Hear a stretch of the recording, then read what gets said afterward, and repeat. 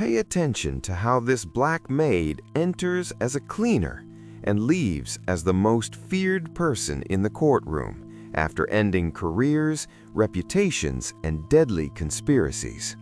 The entire courtroom burst into laughter when the black cleaner stood up. The judge adjusted his glasses. The prosecutors smirked.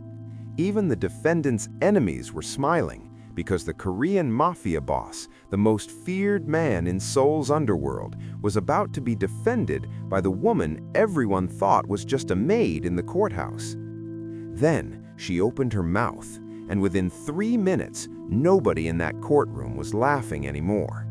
What she knew left the courtroom in a frozen state. No one understood why a poor cleaner stood up to defend the most feared man in the city. The judge was already smiling. The lawyers were already relaxed. Then she said one sentence that turned the trial into a nightmare for everyone who thought they were safe. This story is not just about a common cleaner saving the day. It's about revealing the darkness in the judicial system. Stick around till the end. Also, hit the subscribe button so you don't miss our next stories, and also tell us where you are watching from. Let's begin our story. At 2:47 a.m., Carolina Horsfall's mop bucket echoed through the empty halls of the Los Angeles Criminal Courts building like a heartbeat nobody bothered to hear. For 8 years, she'd been part of the architecture, another fixture between the marble columns and fluorescent lights. The judges didn't see her. The lawyers stepped around her. The defendants, being led in chains, never looked down. That's exactly how she preferred it. Carolina pushed her cart past courtroom 9, where tomorrow a celebrity DUI case would dominate the news, past courtroom 12, where a pharmaceutical executive would walk free despite the bodies. She'd cleaned both rooms. She'd read both case files left carelessly on tables, studied both defense strategies pulled from wastebaskets. 8 years of invisible education. She was emptying Judge Harold Blackwood's chambers, a man who treated her like ambulatory furniture, when she heard it, a wet, choking sound from the holding cells. Not crying, not coughing, dying. Carolina dropped her mop and ran toward the sound, her cleaning uniform whispering against her legs. The security camera's red light was dark. Someone had planned this carefully. Cell 7's door hung slightly ajar. Inside, a man in an expensive suit convulsed on the concrete floor, vomit streaked with blood pooling around his designer shoes. Ferdinand Bowling, the name every news channel had been screaming for 6 months. Korean-American crime lord, racketeering, money laundering, 3 murder conspiracy charges. His trial started in 72 hours. Someone didn't want him reaching the courtroom. Carolina's hands moved before her mind caught up. She'd taken a wilderness first aid course 3 years ago, something to do on her nights off, something to make her feel less like a ghost. She rolled Bowling onto his side, checked his airway, pulled out her phone. 911, what's your emergency? Los Angeles Criminal Courts Building, holding cell area. Male, approximately 40, arsenic poisoning. He's seizing. I need paramedics now. The operator's voice sharpened. Ma'am, how do you know it's arsenic? The smell, garlic, the bloody vomit, the timeline. Carolina pressed her fingers to Bowling's neck, pulse thready but present. And because someone turned off the security camera and paid off the night guard, this wasn't an accident. She stayed on the line, hands steady on Bowling's convulsing body, until the sirens shattered the courthouse silence. What Carolina didn't know, the camera wasn't off. Someone was watching her save the man she'd soon have to defend. Would you risk your life for someone accused of murder? Let us know in the comments section. The hospital kept Ferdinand Bowling alive. The news cycle kept him infamous. Carolina watched it unfold from her usual position, mopping the 4th floor hallway while CNN played on the waiting room TV. Arsenic poisoning, assassination attempt, federal investigation into courthouse security. Bowling's attorney, the legendary Richard Castellano, gave a carefully worded statement about concerning developments and reviewing our security protocols. Translation, we're out. By 6 p.m. the next day, it was official. Castellano and his entire 6-person legal team withdrew from the case, citing irreconcilable security concerns and potential conflicts of interest. The press conference was smooth. The message was clear. Defend Ferdinand Bowling, and you might be next. Carolina wrung out her mop and wondered who'd actually tried to kill him. A rival organization? Law enforcement tired of waiting for a conviction? Someone inside Bowling's own empire eliminating a liability? She'd cleaned enough courtrooms to know the answer was usually in the files. That night, she broke her own rule. She went to the records room, a place she cleaned but never lingered in, and pulled Ferdinand Bowling's case file. Not the public version, the full discovery file that lazy prosecutors left in boxes marked Evidence Do Not Remove. She'd removed it plenty of times, just to read, just to learn. 3 murders, 2019, 2021, 2023, all execution style, all connected to territorial disputes in Koreatown. The ballistics matched weapons registered to Bowling's organization. The financial trail led through 17 shell companies that all ended in dead ends, except for one link, a $2 million wire transfer to an account in the Cayman Islands, initiated from an IP address that traced back to a cafe 3 blocks from Bowling's office. Circumstantial, smart, almost airtight. The prosecution's star witness, Vincent Castellano, former lieutenant in Bowling's organization, turned informant, ready to testify that he personally heard Bowling order all 3 hits. Carolina pulled Castellano's background file. Then she pulled his testimony records from other cases. Her hands went still. 11 cases, 7 years, 23 convictions. Vincent Castellano was a professional witness. He'd personally heard murder orders from the Garcia cartel, the Tran trafficking ring, the Morrison crew, the Delgado family, 11 different criminal organizations. Always the insider, always the brave soul who came forward, always compensated. $300,000 total in relocation expenses and consultation fees. Carolina leaned back in her chair, surrounded by boxes of evidence in a courthouse basement at 3 a.m., and laughed once, sharp and bitter. The system wasn't broken, it was working exactly as designed. And tomorrow, Judge Blackwood would make sure it kept working. The emergency hearing convened at 9 a.m. in Judge Harold Blackwood's courtroom, a man who'd sentenced 847 defendants in 12 years and granted appeals to exactly 4. Carolina knew. She'd counted while cleaning his chambers, reading his case summaries, watching him perform justice like theater. He wore his authority like cologne, expensive and overwhelming.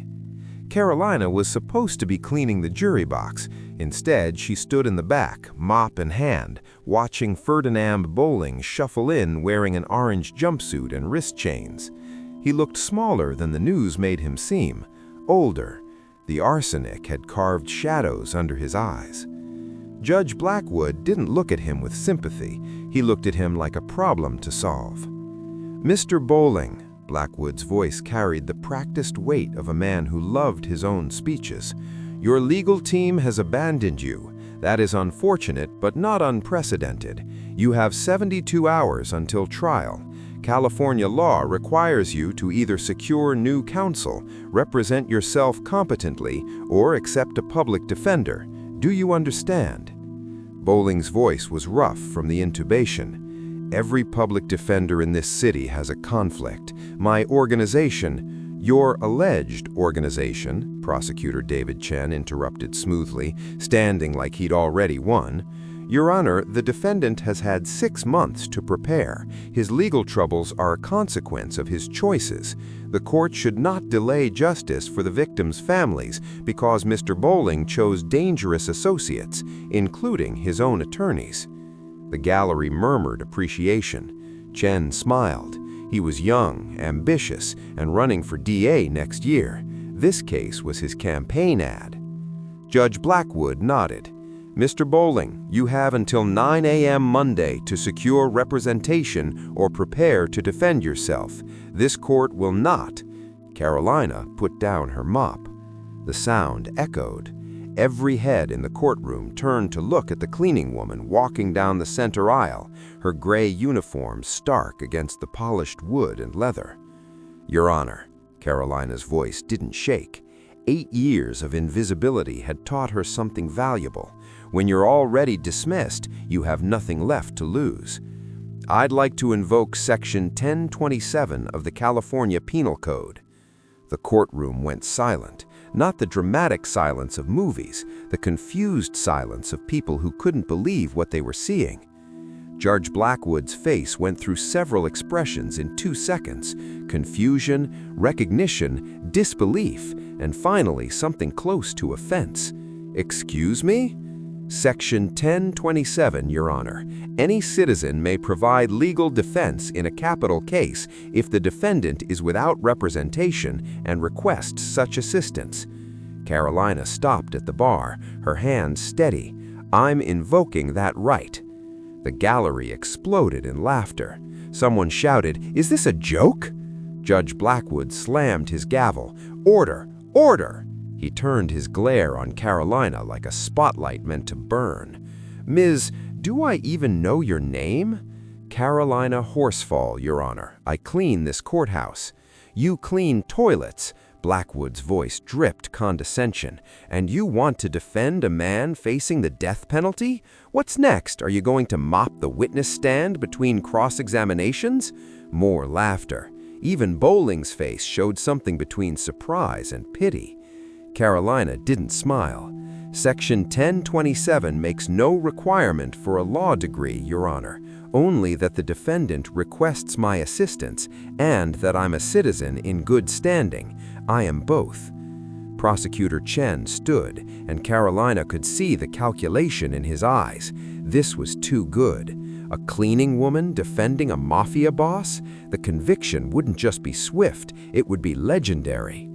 Your Honor, Chen said, voice full of false generosity, I have no objection. Let's allow Ms. Horsfall to participate. It'll be educational for her. The condescension was a gift. Carolina tucked it away. Judge Blackwood looked at Bowling.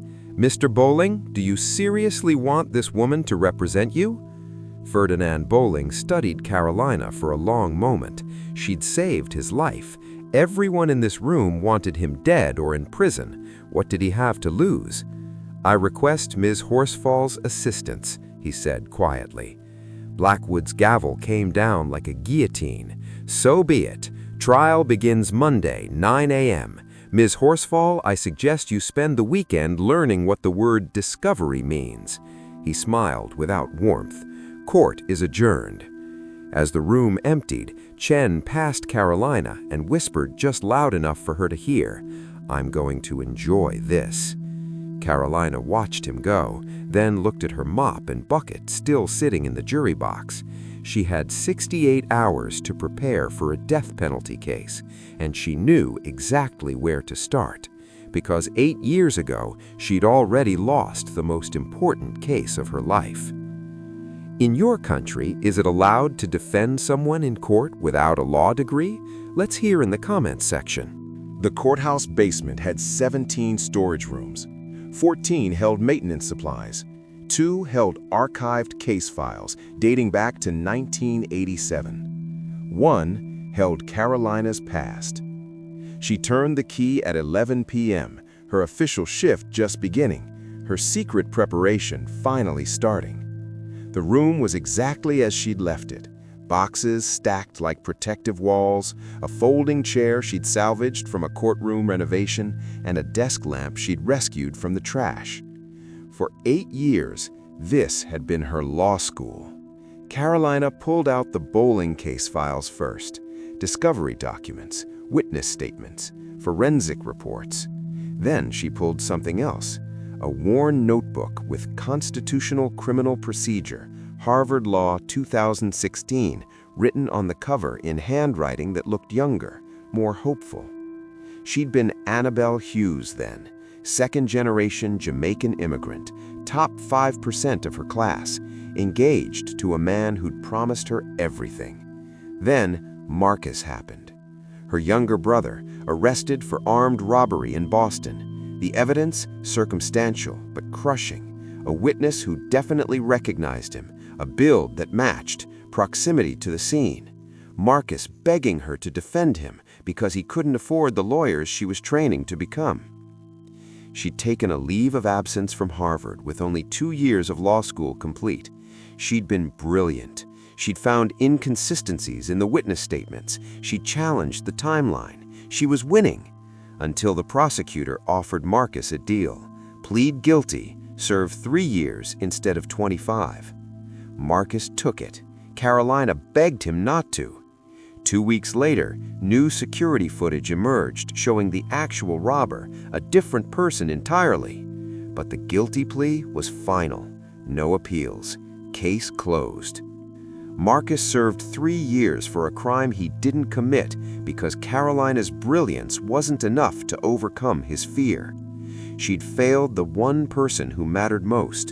Her engagement dissolved. Harvard sent letters. She never opened them. She became Carolina Horsfall, her mother's maiden name, and drifted to Los Angeles, taking a job that required no explanations, no credentials, no past, just a mop and silence. But she never stopped reading. Every night for 8 years, she'd studied the cases that crossed these floors, learned from victories and defeats, absorbed strategies the paid attorneys were too arrogant to perfect. Now she spread Ferdinand Bowling's case across her makeshift desk and began the work. The prosecution's timeline: 3 murders, 2019 to 2023, all linked to territorial disputes. The physical evidence was thin. Bullets matched to organization weapons, but not to Bowling's hands. Financial trails that ended in shell companies, none with Bowling's signature. Everything rested on Vincent Castellano. Carolina pulled up Castellano's background on the courthouse computer system, another perk of being invisible. The login credentials were taped under Judge Blackwood's keyboard, and she'd memorized them in 2019. Castellano's testimony pattern was remarkable. 11 cases, 23 convictions, 7 years. He'd been a Garcia cartel lieutenant, a Tran trafficking insider, a Morrison crew enforcer, and now a Bowling organization member. Impossible, unless he was none of those things. Carolina pulled each case transcript, read every testimony, compared every detail. The pattern emerged like constellations. Castellano testified with remarkable specificity about conversations, locations, dates. But when defense attorneys challenged minor details, what he ate, what he wore, who else was present, his memory suddenly failed. He was coached, perfectly coached. At 3:17 a.m., Carolina's cart rattled as someone taped something underneath it. She spun around. The hallway was empty. Slowly, she reached under the cart and felt the small rectangular object, a USB drive, and a note written in careful block letters. "You saved his life. Now save his freedom. A friend." Carolina's hands trembled as she plugged the drive into the computer. The files loaded. Audio recordings, dozens of them, dated across the past 6 months. She clicked the first one. Prosecutor Chen's voice. "Vincent, we need to tighten the August timeline. The defense will argue Park couldn't have been at the Golden Phoenix that night." Castellano's voice. "What should I say?" Chen. "Say you met him in the private room. No witnesses. Make it intimate. He trusted you. And when you describe the murder order, remember, cry when you mention the kid who got caught in crossfire. Juries love that shit." Carolina listened to 17 recordings. Each one was prosecutorial misconduct. Each one was suborning perjury. Each one was enough to blow the case apart and destroy Chen's career. And every single one was illegally obtained, which made them inadmissible in court. She couldn't use them as evidence, but she could use them as a roadmap. Carolina pulled up the calendar. 62 hours until trial. She had work to do. But first, she needed to talk to the man she'd saved. The Los Angeles County Jail visiting room smelled like industrial cleaner and desperation, since Carolina knew intimately. She sat in the plastic chair at 7 a.m. Saturday morning, her visitor badge reading Legal Counsel, a title that felt both true and fraudulent. Ferdinand Bowling shuffled in, hands cuffed, face still carrying the gray pallor of arsenic poisoning. The guard chained him to the table and left them alone in the monitored room. They studied each other. "You saved my life," Bowling said finally. His voice was quieter than in the courtroom, stripped of whatever performance he usually wore. "Why?" "Because you were dying," Carolina said simply. "I don't need another reason." "And now you want to save my freedom." It wasn't a question. "You understand what you're doing. They'll destroy you. Chen will make you look like a fool. Blackwood will humiliate you. And if we lose, when we lose, I go to death row, and you go back to mopping floors with failure tattooed across your name." Carolina pulled out her notebook. "Mr. Bowling, I'm going to ask you 3 questions. Answer them honestly, because I can't defend a lie. I can only defend the truth." Bowling leaned back, chains rattling. "Go ahead." "Did you order those 3 murders?" "No." "Do you run a criminal organization?" A pause. Then, "I run a business network that serves the Korean American community. Some of those businesses operate in gray areas. Some of my associates have made choices I didn't authorize, but I didn't order anyone killed." "That's not a no." Bowling smiled slightly. "No, that's the truth. I'm not a saint, Miss Horsfall, but I'm not a murderer." Carolina made a note. "Final question. Who tried to kill you?" "I don't know." Bowling's face hardened. "But I have suspicions. Someone who benefits from my conviction. Someone who needs me silenced before trial." "Castellano?" "Possibly. Or whoever's running him." Bowling leaned forward. "That's what you need to understand. This isn't about me. This is about a system that needs convictions more than it needs truth. Chen wants to be DA. He needs a monster to slay. Castellano needs his paycheck. Blackwood needs his conviction rate. And you," he studied her carefully, "you need something too. What is it?" Carolina met his eyes. "I need to know if I'm good enough." The truth surprised them both. 8 years ago, Carolina continued quietly, I tried to defend someone I loved. I had 2 years of law school and absolute certainty that I could win. I was brilliant in court. I found every weakness in their case. I was going to save him. What happened? He took a plea deal, got scared, served 3 years for a crime he didn't commit. 2 weeks after he pled guilty, evidence proved his innocence, but it was too late. The case was closed. Carolina's voice stayed steady. I've spent 8 years wondering if I was good enough, if I could have done something different, if my failure was about my skill or his fear or a system that doesn't care about the difference. So you want to use me to find out? I'm your redemption trial. No, Carolina shook her head. You're the test of whether I learned anything from failing, whether 8 years of reading every case that crossed these floors taught me what Harvard couldn't. Bowling was quiet for a long moment. You know what they'll do to you if we win. What? They'll call it luck. They'll say I paid you. They'll say the jury was biased, or Chen made mistakes, or the system failed. They'll say anything except the truth, that you were better than all of them." He smiled without humor. "And if we lose, they'll say they knew it all along, that you were just a cleaning woman playing dress-up." "I know, but I'm doing it anyway." "Why?" "Because Section 1027 says I can, and because you asked for my help." She stood. "I have 54 hours before trial. I need you to tell me everything about August 14th, 2024, every detail you remember about that day." Bowling's eyes sharpened. "The Golden Phoenix dinner. The one you allegedly ordered 3 murders during." "Yes." "I wasn't there." "I know. Prove it." Over the next hour, Ferdinand Bowling described August 14th, 2024 in detail. A business meeting in San Francisco, a flight at 6 a.m., a return flight at 11 p.m., hotel records, GPS data from his phone, credit card receipts. Carolina wrote everything down. "One more thing," Bowling said as the guard came to take him back.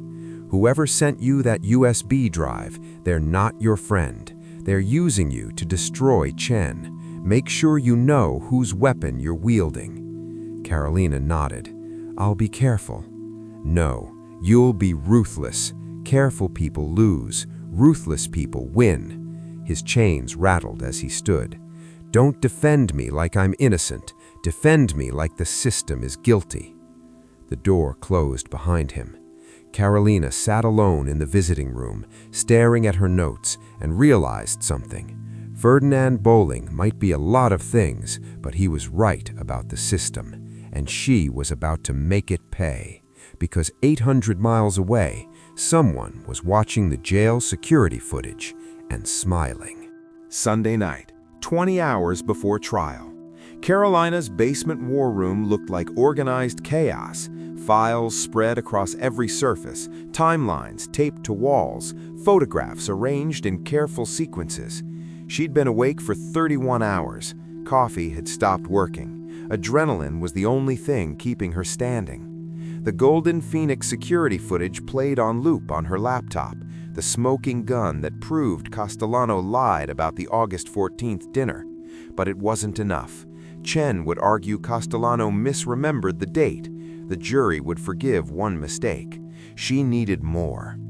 Carolina pulled up Castellano's testimony from the Garcia cartel case in 2019. He'd claimed to witness a meeting at a warehouse on February 3rd where murder orders were given. The defense had challenged it weekly. No one checked the GPS data. Carolina checked. Garcia's ankle monitor, he'd been out on bail during that period, showed him 40 miles away at the time of the alleged meeting. She pulled the Morrison crew case from 2021. Castellano testified about a phone call on March 15th where he overheard murder planning. Defense never subpoenaed phone records. Carolina subpoenaed them through the courthouse's legal database, another perk of invisible access. She knew which clerks accepted digital requests without checking credentials. The records showed Morrison's phone was off that entire week. He'd been in rehab, no calls in or out. Pattern after pattern after pattern. Vincent Castellano didn't make mistakes about dates, he invented them. Chen gave him the narrative framework, we need a meeting where murder was planned, and Castellano filled in the details, perfectly coached to cry at the right moments and forget the specifics that could trap him. Except he'd never expected someone to check every single case. Carolina built a spreadsheet, 11 cases, 17 fabricated meetings, 23 convictions built on testimony that couldn't withstand scrutiny, and not one defense attorney had bothered to look. At 2 a.m., her phone rang, a number she didn't recognize. "Miss Horsfall." The voice was male, electronically distorted. "I see you found the recordings useful." Carolina's hands went still. "Who is this?" "Someone who wants David Chen destroyed more than I want Ferdinand Bowling convicted." The voice carried the flatness of absolute certainty. "Chen is running for DA next year. He needs this conviction. He's built his career on Castellano's testimony. convictions that made him look tough on organized crime. If Bowling walks, if Castellano's credibility collapses, Chen's entire record becomes suspect. Why help me? Because you'll do what expensive attorneys won't. You'll actually fight. You have nothing to lose, no reputation to protect, no career to preserve. You're the perfect weapon. A pause. Use the recordings as your roadmap. Destroy Castellano on cross-examination. And when it's over, make sure those recordings reach the state bar. Chen needs to burn. And if I refuse? You won't, because you know the system is guilty. Bowling told you that, didn't he? The voice carried a smile. Don't worry about whose weapon you're wielding, Miss Horsfall. Worry about whether you're brave enough to fire it. The line went dead. Carolina sat in the silence of her basement war room, surrounded by evidence of systematic corruption, and made a choice. She would destroy Castellano. She would expose Chen. She would win. Not because some anonymous voice told her to, but because 8 years of reading case files had taught her something the attorneys never learned. The system isn't broken. It's working exactly as designed, to convict, not to discover truth, and someone needed to break it back. Monday morning arrived faster than mercy. Courtroom 9 was packed by 8:30 a.m. News cameras lined the back wall, reporters filled the gallery, and the jury box held 12 people who'd already decided Carolina was performing a circus act. She could see it in their faces, the polite skepticism, the barely concealed amusement, the way they kept glancing at her gray cleaning uniform like it was a costume. Judge Blackwood entered, his robes swishing with theatrical authority. All rise. The trial of People versus Ferdinand Bowling began. Prosecutor David Chen stood for his opening statement, wearing a suit that cost more than Carolina earned in 3 months. He was handsome, polished, and spoke like he was already giving his DA campaign speech. Members of the jury, this case is about a man who believed himself above the law.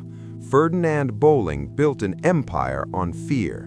When people threatened that empire, he eliminated them. 3 innocent people, Michael Torres, age 32, Jennifer Park, age 28, David Kim, age 45, executed because they stood in his way. Chen's voice carried practiced emotion. The defense will try to confuse you with technicalities. They'll attack our witnesses. They'll claim reasonable doubt. But we have something they can't refute, an insider. Vincent Castellano worked for Mr. Bowling for 7 years. He witnessed these murders being ordered. He's coming forward at tremendous personal risk to tell you the truth. Chen paused, letting that sink in. Justice for Michael. Justice for Jennifer. Justice for David. That's what we're asking you to deliver.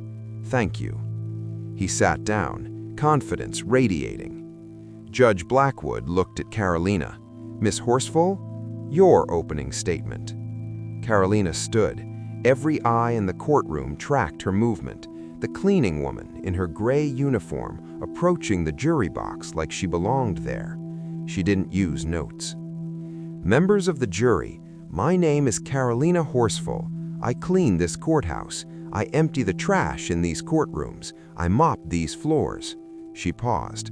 I'm invisible to most of you.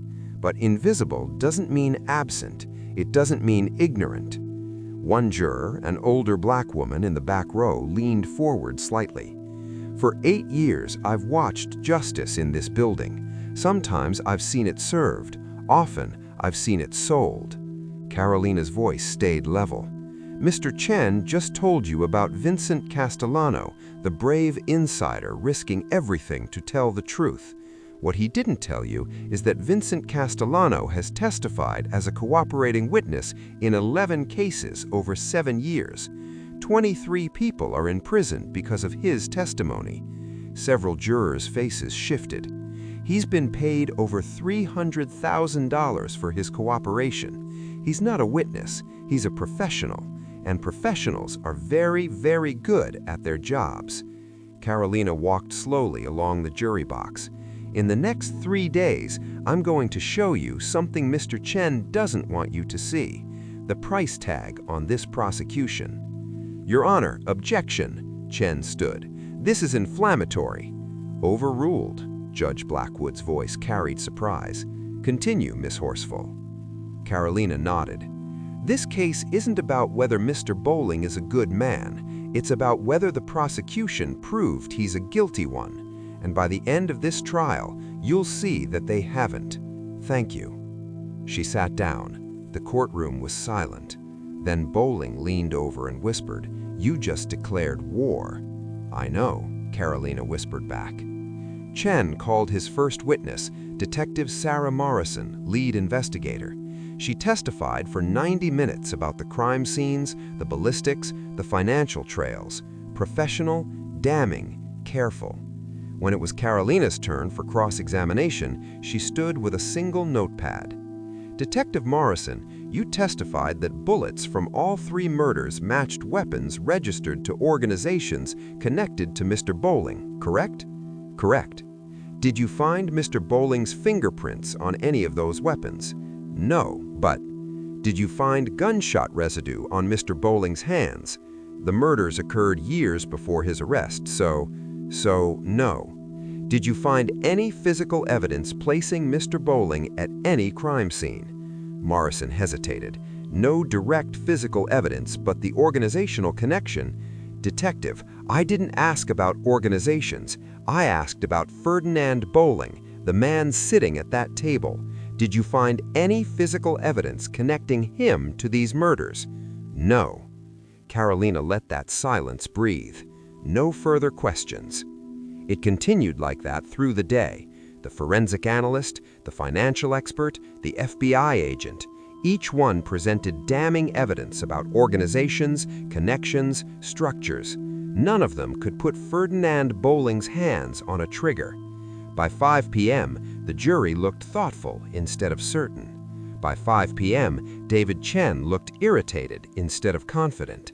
And by 5 p.m., Judge Blackwood was looking at Carolina like she was something other than a cleaning woman playing dress-up. The real war would start tomorrow, because tomorrow Vincent Castellano would take the stand, and Carolina had 17 lies ready to expose. The courtroom felt smaller now, not in dimension, but in the way a held breath compresses the chest. Carolina Horsfall stood at the defense table, her gray cleaning uniform somehow more dignified than any silk suit in the room. The jury box sat empty. They had been deliberating for 37 minutes. Ferdinand Bowling watched her from the defendant's chair, this Korean-American crime lord who'd built an empire on fear and precision. For the first time in 20 years, he couldn't predict the outcome, couldn't buy it, couldn't control it. The bailiff's radio crackled. "They're coming back." 37 minutes. In capital cases, quick deliberations usually meant one thing: guilty. The gallery murmured. Prosecutor David Chen straightened his tie, allowed himself the ghost of a smile. Judge Harold Blackwood's face remained carved from stone, but his fingers drummed once against the bench, a tell Carolina had learned to read during 8 years of emptying his trash. The jury filed in, 12 faces, 12 strangers who'd watched a cleaning woman dismantle a federal prosecutor's career in real time. Carolina's hands didn't shake. They'd stopped shaking on the second day of trial, right after she'd cross-examined the forensic accountant into admitting he'd never actually traced a single dollar to Ferdinand's personal accounts. Her body had remembered something her mind had buried. She was good at this. She'd always been good at this. The foreman stood, a middle-aged black woman in a purple cardigan who'd taken notes in perfect cursive throughout the trial. "Madam Foreperson," Judge Harold Blackwood's voice carried the weight of inevitability. "Has the jury reached a verdict?" "We have, Your Honor." The clerk accepted the folded paper, delivered it to the judge. Blackwood read it, his expression flickering for just a microsecond, surprise perhaps, or was it respect, before returning to judicial neutrality. The defendant will rise."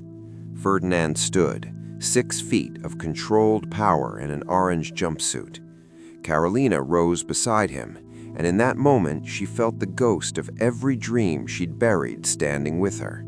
Marcus's face the day he took the plea deal, her Harvard acceptance letter still in a box somewhere in her studio apartment, the engagement ring she'd pawned for bus fare to Los Angeles. In the matter of the people versus Ferdinand Bowling on the charge of conspiracy to commit murder in the first degree, how do you find? The foreman's voice didn't waver. Not guilty. The courtroom exploded. Reporters lunged for their phones. Chen's face drained to ash. Ferdinand's shoulders dropped, the first unguarded posture Carolina had ever seen from him. On the charge of racketeering, not guilty. On the charge of money laundering, not guilty. Each verdict landed like a hammer strike. Not guilty, not guilty, not guilty. All 14 counts. Judge Blackwood gavelled for order, but the chaos was a living thing now. Cameras flashed. Someone in the gallery shouted, "Justice!" Another voice, "This is a disgrace!" Carolina stood perfectly still, an eye in the hurricane. She'd won. Against a federal prosecutor with unlimited resources, against a system designed to grind people like her into invisible dust. She'd won because she'd been invisible, because she'd spent 8 years reading every brief, every motion, every piece of evidence that crossed these floors, because being unseen meant she saw everything. "Order!" Blackwood's gavel cracked like gunfire. "I will have order, or I will clear this courtroom." The noise subsided to restless murmurs. Blackwood removed his glasses, cleaned them with deliberate slowness. When he spoke again, his voice carried something Carolina had never heard from him in 8 years: uncertainty. Ms. Horsfall approached the bench. Carolina walked forward, her cleaning cart shoes, the only ones she owned, squeaking softly against the marble floor she'd mopped 1,000 times. Chen remained at the prosecution table, staring at his hands like they belonged to someone else. At the bench, Blackwood studied her, really looked for the first time. "I owe you an apology," the words came quietly, not for the record, just for her. "I judged you by your uniform, by assumptions I had no right to make. That was wrong." Carolina met his eyes. "Your Honor, you judged me the way this building has judged me for 8 years, the way the world judges people like me every day. The difference is, today you had to watch me prove you wrong in public." Blackwood absorbed this like a blow. Then louder for the court. "This court formally apologizes for any disrespect shown to Ms. Horsfall during these proceedings. Her conduct has been nothing short of extraordinary." He paused. "More than that, she's shown us what justice actually looks like when we stop looking at titles and start looking at truth." The courtroom erupted again, this time in applause. It started with the jury, spread to the gallery, even touched a few of the reporters. Carolina didn't smile, didn't wave. She just nodded once and returned to the defense table. The bailiff uncuffed Ferdinand. Free man. The reporters would write that Ferdinand walked out of that courtroom a free man because of a cleaning lady's miracle. They'd be wrong. He walked out free because the prosecution's case had been built on lies, and Carolina had spent 8 years learning to recognize the exact smell of institutional dishonesty. As the courtroom cleared, Ferdinand remained at the defense table, waiting. Carolina gathered her notes, legal pads she'd bought at the dollar store, annotated with 8 years of accumulated knowledge. She'd defended a man accused of ordering 3 murders. She'd exposed prosecutorial misconduct. She'd humiliated one of the most ambitious DAs in California. And tomorrow, she'd go back to mopping floors. "Ms. Horsfall," Ferdinand's voice was different now, no command in it, almost tentative. "A moment of your time." She faced him. This close, she could see the exhaustion in his eyes, the weight of 3 months in pre-trial detention, the reality that someone tried to kill him with arsenic while the system tried to kill him with procedure. You saved my life twice, once in that holding cell, once in this courtroom. Name your price, anything. Carolina knew this moment was coming. She'd watched enough mob movies during her Harvard years to know how this scene was supposed to go. The grateful crime lord offers riches. The hero refuses, walking away into moral superiority. But this wasn't a movie. This was a woman who'd been living on $32,000 a year for 8 years, who'd watched her brother die in prison from medical neglect while she scrubbed toilets, who'd buried every dream she'd ever had in service of simple survival. "I don't want your money, Mr. Bowling." She let the words settle. "But I know what happened to you in that holding cell wasn't random. Someone inside this building is on someone's payroll. Find out who. Make sure no one else in this courthouse is marked for death. Can you do that?" Ferdinand's expression shifted. Surprise, then something like recognition. "You're asking me to use my connections to protect the system that tried to execute me? I'm asking you to protect the people in this building that can't protect themselves, the guards working double shifts, the public defenders drowning in cases, the cleaning staff who see everything and get heard by no one." Carolina leaned forward slightly. "You have power, Mr. Bowling, real power. Prove to me it's good for something besides fear." For a long moment, Ferdinand just looked at her. Then he extended his hand. "Consider it done." They shook. His grip was firm, respectful. When he released her hand, he reached into his jacket, the one the bailiff had returned with his personal effects, and pulled out a business card. "My attorney's number. When you're ready to practice law again, and you will be, call him. He'll handle your reinstatement paperwork, character references, whatever you need." He paused. "I know people at Harvard, people who remember a brilliant second-year student who disappeared 15 years ago." Carolina stared at the card. Black cardstock, embossed gold lettering, the kind of connections that opened doors she'd forgotten existed. "Why?" she asked. "Because someone told me that power without purpose is just expensive loneliness." Ferdinand's smile was bitter. "Took me 20 years and a poison attempt to figure out they were right. Don't take you that long." He walked toward the exit, paused at the courtroom doors. "And Ms. Horsfall, I never ordered those murders, but I've ordered others. I'm not innocent. I'm just not guilty of what they accused me of. Remember that." Then he was gone, flanked by 2 men in dark suits who'd been waiting in the hallway. Carolina stood alone in the empty courtroom, the same courtroom she'd mopped last Tuesday, the same gallery she'd vacuumed last Friday, the same witness box she'd wiped down every night for 8 years. But it looked different now, felt different. Her phone buzzed. Unknown number.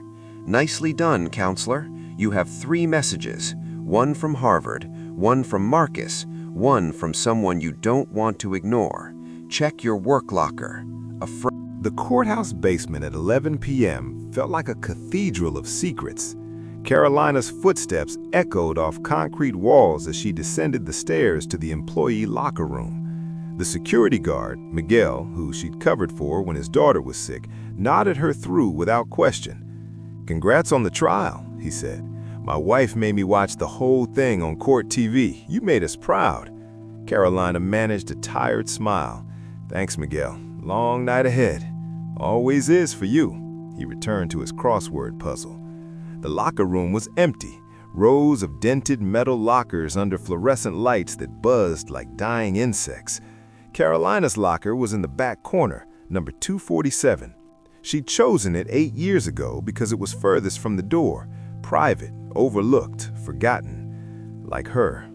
She opened the locker. Her cleaning uniform hung inside, 3 identical gray shirts, 2 pairs of work pants, all smelling faintly of industrial disinfectant. On the top shelf, where she kept her personal items, sat a manila envelope that hadn't been there this morning.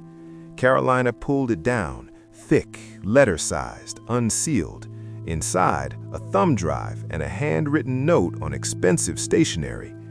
Carolina, you asked Ferdinand to find out who tried to kill him. I'm saving you the trouble. The answer is on this drive, along with something more important, the truth about Marcus.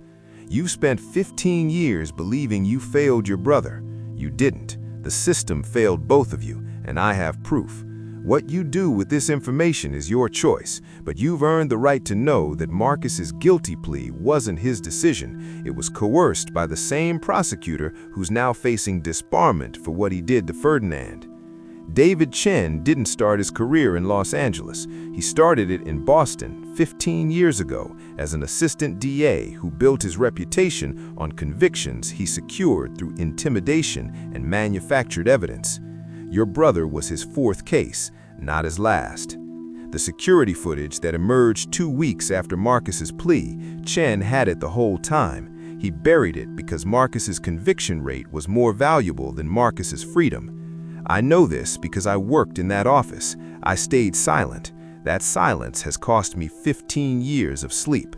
This is my amends, a friend who should have been braver. Carolina's hands trembled as she read it twice, then a third time. David Chen, the prosecutor she'd just destroyed in court, the man who'd sneered at her, who'd called her defense an embarrassment to the legal profession. That man had stolen her brother's life. Carolina plugged the thumb drive into her phone using the adapter she kept for reading case files. A folder appeared, Marcus Hughes, Boston, 2010. Inside, police reports, witness statements, internal DA memos, and video files.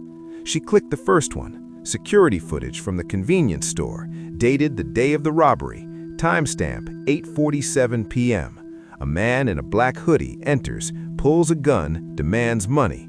The quality is grainy, but clear enough to see his face. Not Marcus. Similar build, similar height, but the jawline was different, the walk was different. Any competent defense attorney would have spotted it immediately.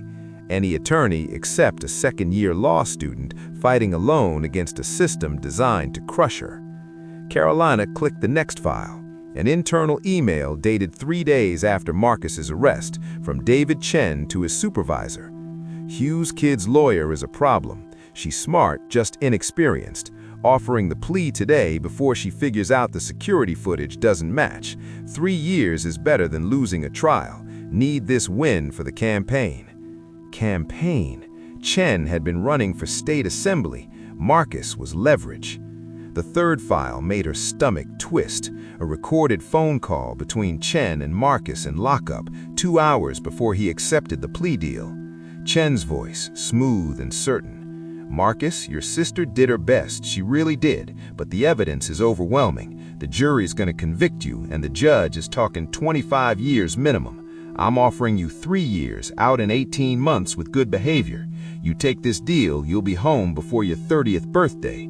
You go to trial, you'll be 50 before you see daylight. The call ended.